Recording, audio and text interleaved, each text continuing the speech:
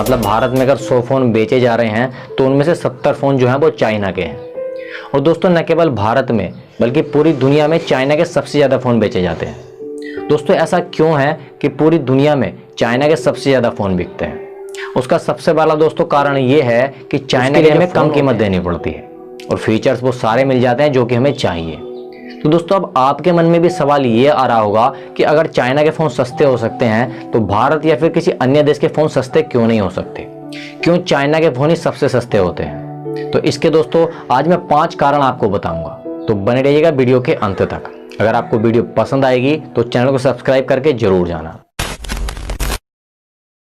दोस्तों चाइना के फ़ोन के सस्ते होने का सबसे बड़ा कारण है वहाँ की सस्ती लेबर का होना। जी हाँ दोस्तों, चाइना की जो लेबर है जो कि वहाँ की फैक्ट्रियों में काम करती है और फ़ोन बनाती है, वहाँ की लेबर बहुत ही सस्ते में काम करती है। वहाँ की लेबर कम पैसे में कुछ भी काम करने के लिए तैयार हो जाती है और इसकी वजह से स्मार्टफोन के जो मालिक होते हैं उनकी कॉस्ट कम लगती है फ़ोन को बनाने में। और अगर उनकी कॉस्ट जो है वो कम लगती है तो हम तक भी फ़ोन बहुत ही कम कीमत में पहुँचता है। वहाँ की जो लेबर है वो अपने टाइम की बहुत ही पक्की होती है, वो टाइम पर अपना काम ख़त्म करते हैं और पूरी लगन के साथ काम करते हैं। तो इसी वजह से एक सबसे बड़ा कारण ये है कि वहाँ की जो सस्ती लेबर है उसकी वजह से वहाँ के फ़ोन कुछ सस्ते होते हैं। चाइना फ़ोन्स के सस्ते होने का दूसरा सबसे बड़ा कारण जो है वो है ऑनलाइन सेल। दोस्तों चाइना की जो कंपनीज होती हैं वो ऑफलाइन से ज़्यादा अपने मोबाइल को ऑनलाइन बेचने में विश्वास रखती हैं। मतलब ये है कि वो इधर उधर के एडवर्टीजमेंट में अपना ज़्यादा पैसा ख़राब नहीं करते हैं और जिसकी वजह से उनका पैसा कम खर्च होता है और वो मोबाइल जो है वो हमको कम कीमत में मिल जाता है। अगर चाइना अपने प्रोडक्ट का एडवर्टीजमेंट करता भी है तो बहुत स्मार्ट तरीके से करता है। वो क्या करेगा कि भारत के किसी भी सेलिब्रिटी को 20 करोड़ रुपए दे देगा कि आप हमारे इस प्रोडक्ट का जो है एडवर्टीजमेंट करो, और वो जो सेलिब्रिटी है वो 20 करोड़ रुपए लेगा और उसका एडवर्टीजमेंट करेगा। और हम जो लोग हैं वो क्या सोचेंगे कि हमारा जो हीरो है वो इस चीज़ का एडवर्टीजमेंट कर रहा है तो हमें यही फ़ोन खरीदना है।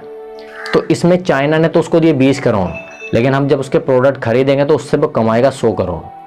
20 करोड़ खर्च करके 100 करोड़ कमा लेगा। और दोस्तों चाइना को ये पता है कि हम लोगों को क्या चाहिए, चाइना को पता है कि हम कौन सा फीचर चाह रहे हैं और उसको ये भी पता है कि हम कम पैसों में चाह रहे हैं। तो वो जो पब्लिक की नीड है ना उसको पूरा करता है और इसीलिए वो अपने एडवर्टाइजमेंट पर कम पैसे खर्च करता है और एडवर्टाइजमेंट के बदले वो ऑनलाइन सेल में ज़्यादा विश्वास रखता है।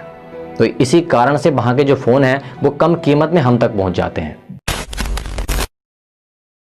दोस्तों आपने मार्केट में चाइना के फ़ोन्स या फिर स्टोर्स को बहुत ही कम देखा होगा, जबकि इनके मुकाबले अलग मोबाइल कंपनीज के स्टोर या फिर ऑफिस बहुत ज़्यादा होते हैं। तो अगर ऑफिस ज़्यादा होंगे तो उसमें वर्कर्स भी ज़्यादा होंगे और वर्कर्स ज़्यादा होंगे तो उन सभी को सैलरी देनी पड़ेगी। तो फिर सैमसंग या फिर कोई अन्य बाहर की कंपनी जो होती हैं वो अपने वर्कर्स को ज़्यादा पैसा देती है और जिसकी वजह से उनका पैसा ज़्यादा खर्च होता है। और वहीं चाइना के जो स्टोर्स हैं वो कम होते हैं और उन पर वर्कर्स भी कम होते हैं तो उनका पैसा भी कम लगता है। तो इसी वजह से चाइना को कम पैसा लगाना पड़ता है, जबकि उसके मुकाबले अलग मोबाइल कंपनी उसका ज़्यादा पैसा खर्च होता है। इसी वजह से वहाँ के फ़ोन हम तक सस्ते में भी पहुँच जाते हैं, जबकि किसी अन्य कंपनी के मोबाइल जो हैं वो हम तक ज़्यादा कीमत में पहुँचते हैं। दोस्तों जो चाइना की मोबाइल कंपनीज होती हैं वो बहुत ही कम प्रॉफिट लेती हैं as compare to other mobile companies. Samsung या फिर किसी अन्य मोबाइल कंपनीज जो हैं वो अपने प्रॉफिट के बारे में ज़्यादा सोचती हैं, जबकि चाइना की जो मोबाइल कंपनीज हैं वो क्वांटिटी पे बिजनेस करते हैं ना कि प्राइस पर। वो ये सोचते हैं कि उनके ज़्यादा से ज़्यादा चाइना के स्मार्टफोन को टक्कर दे सके। तो जाहिर सी बात है कि हम सभी लोग उस कंपनी के मोबाइल को खरीदेंगे।